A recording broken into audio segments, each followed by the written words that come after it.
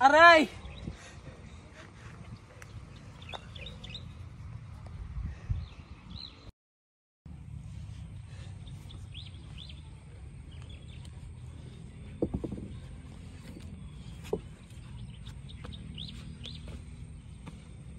Ano to? Nasaan ako? At ano tong magarong kasuotan? At ano tong makinang na korona at matulis na patalim?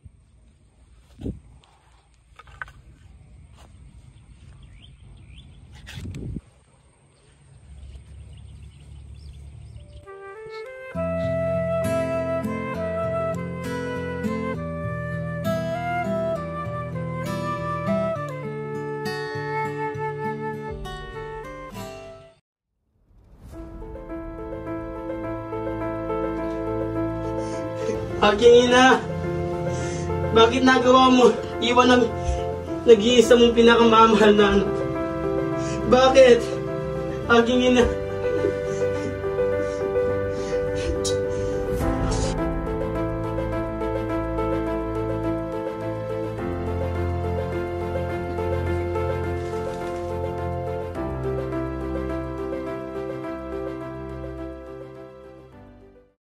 Ikaw ba ang general na maukbo? Siya ang tunay, huwag ding maparis.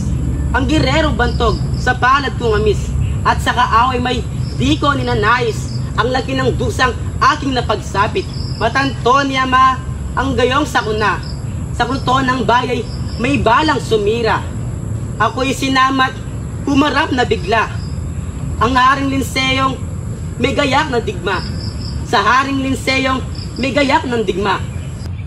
Magulo pa ang kaharian ng Albania o Florante. Halina't humayo tayo sa kaharian ng Crotona. Siya ang tunay o haring Linceo. Tayo'y humayo na.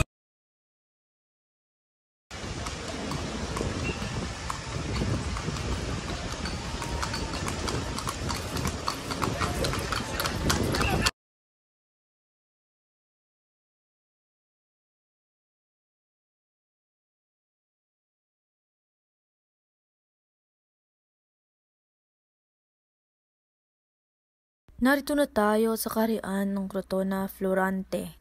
Ang kagandahan ng Crotona ay sadyang nakakabighani. Kami ay bago pang nananakyat sa hagdan ng palasyong batbat ng hiyas at ng yaman, ay sumalubong na ang haring marangal ni Yakap Siem at ako'y kinamayan.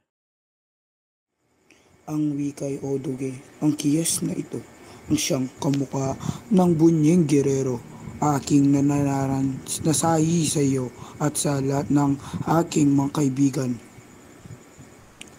Sino ito'y saan nanggaling na syudad? Ang sagot ni ama ay bugtong kong anak na inaantog sa mahal mong yakap, ibilang sa isang basalyo alagad.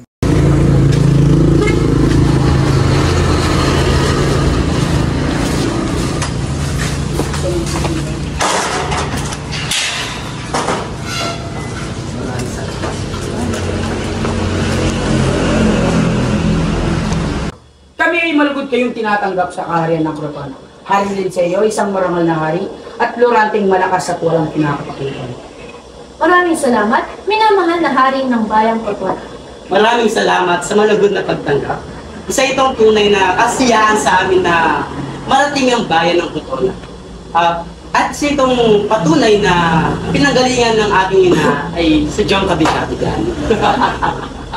Kayo ay umupo na at magpahinga dahil alam kong malayo ang inyong ninakbay. Taga Silvi?